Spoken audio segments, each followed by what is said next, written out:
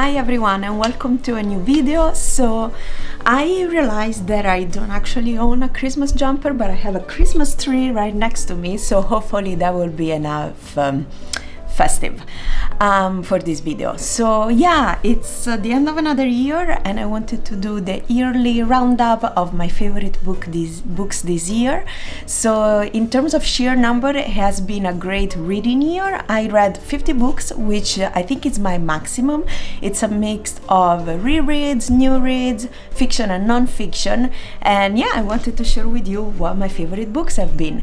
So disclaimer, I am going to exclude every reread and just focus on the new books that I read. So let's start. The first two actually come as a pair because they are the second and third volume from the Devabad saga by Chakraborty. So the second volume here is the Kingdom of Copper and the third volume is the Empire of Gold. Love them to bits. This is like quite a big hefty volume, but I loved it. I love the characters, the setting, the magic system, the ending, so highly recommended.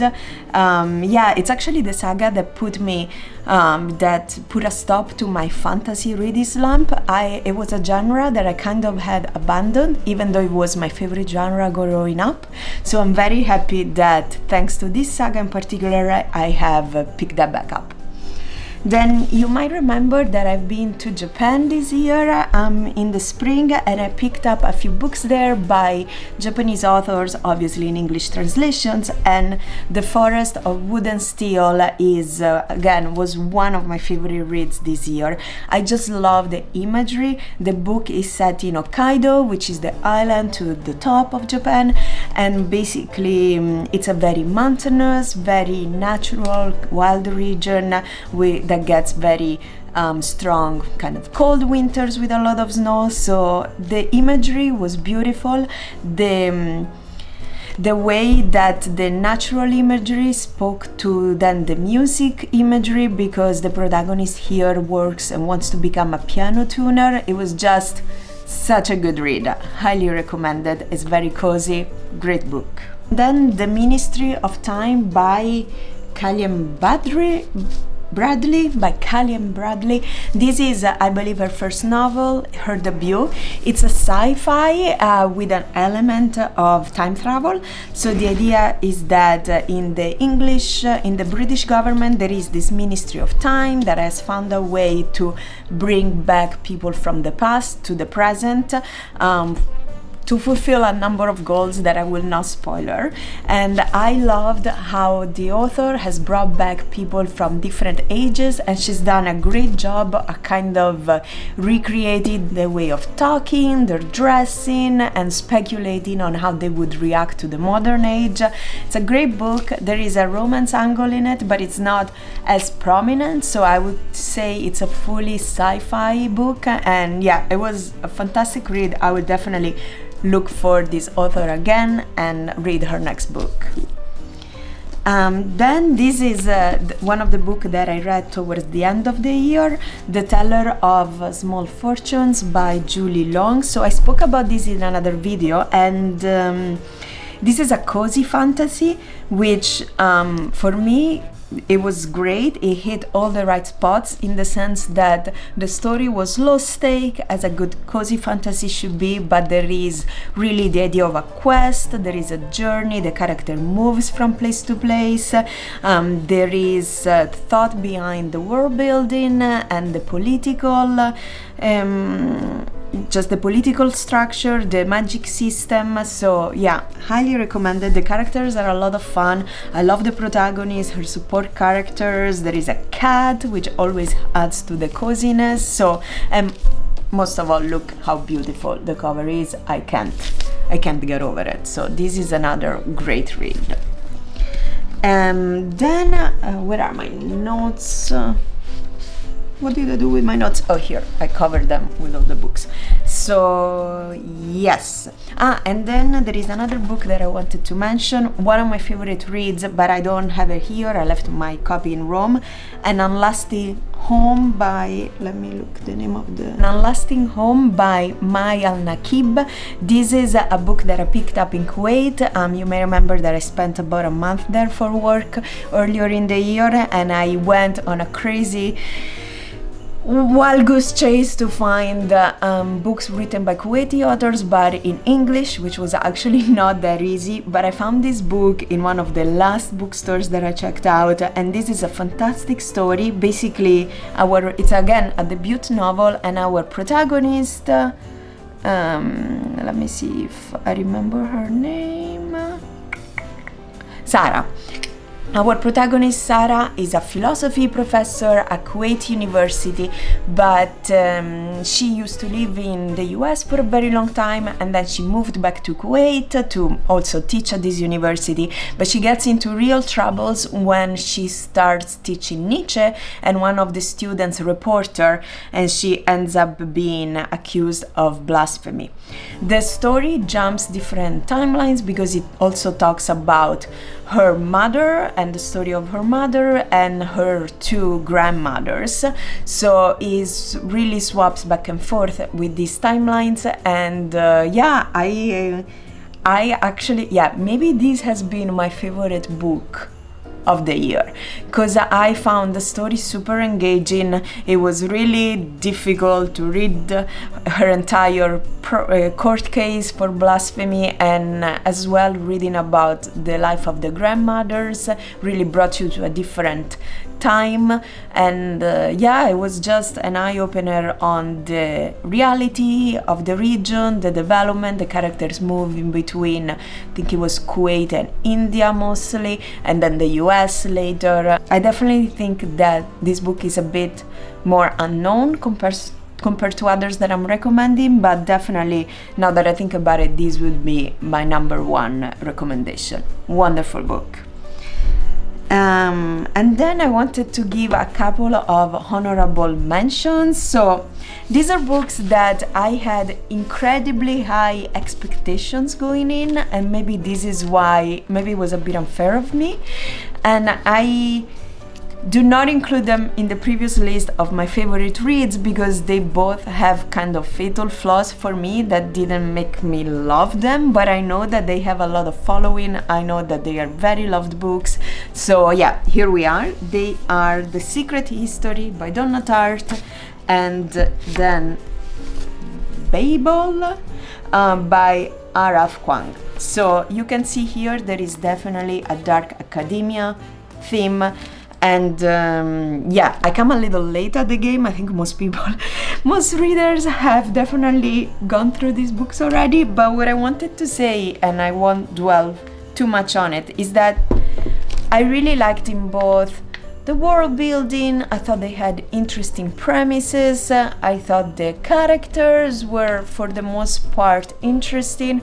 My two fatal flaws that didn't make me love them is that in The Secret History, we are the premise, right, is that there is this group of giant students that there is this group of genius students in college who study classics and have this enigmatic professor that really teaches them, I don't know, how to live. They are all incredibly really enchanted by this professor and also influenced in their personal and academic development. And my issue was that this professor, Julian, was kind of absent from the book. Like, I was hoping to read these wonderful speeches that he gave the students, this like incredible back and forth with the students, but honestly not really. So I have to take Donna Tartt's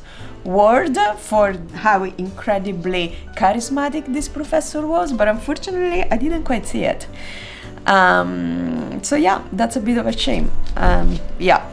Then for Babel instead, for me, I really loved the concept at the basis of this book, which is that the magic system basically works with the material of silver and with the power generated by translations. So the difference of meanings between an original word and its translation creates this source of power that, when applied to a silver bar, does something.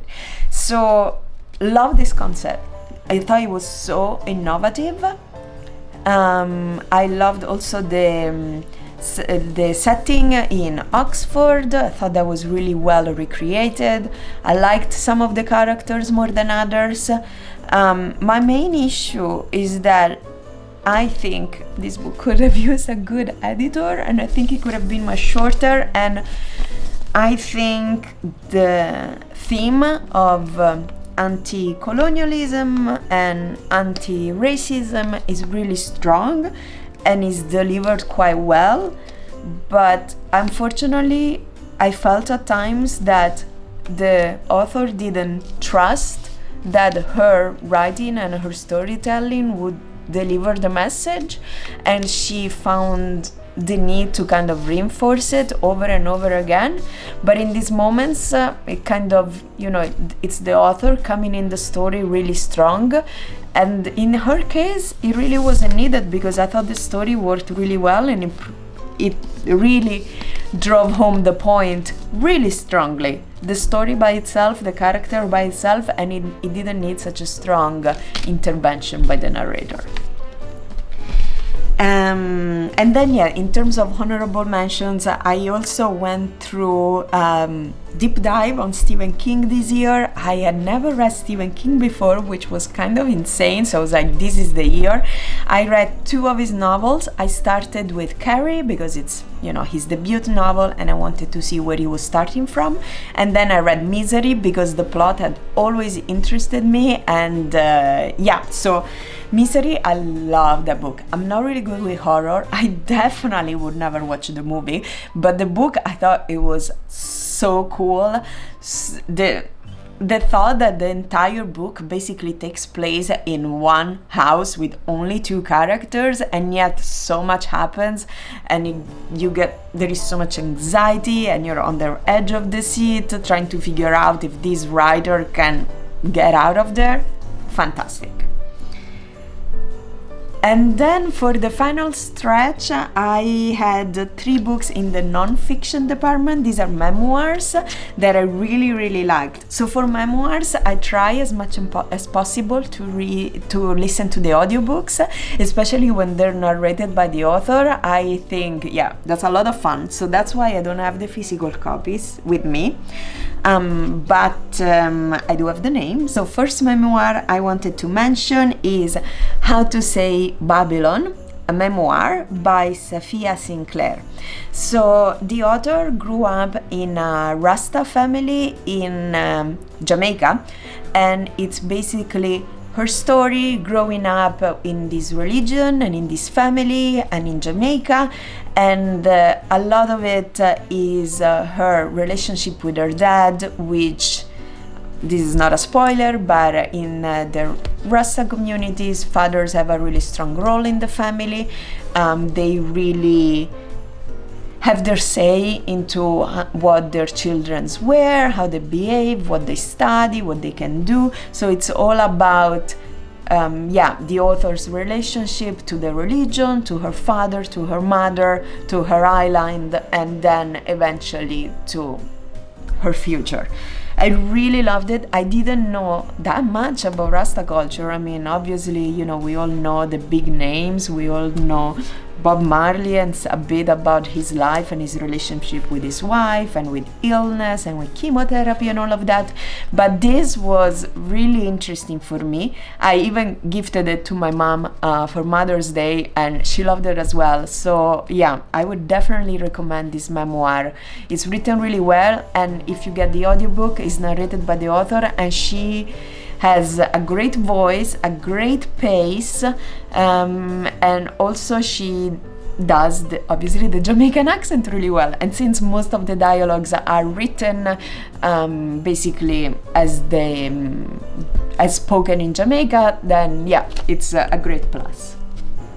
So the second memoir that I also listened to the audiobook, so I don't have the physical copy, is I'm Glad My Mom Died by Jeanette McCurdy.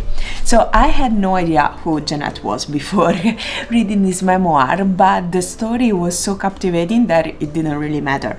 So she was, I guess, a very famous child actress on, I think, Nickelodeon or something like that. I'm not really sure what that is, but I assume it's some form of Disney Channel. But anyways, this is her story of basically her relationship with her mom.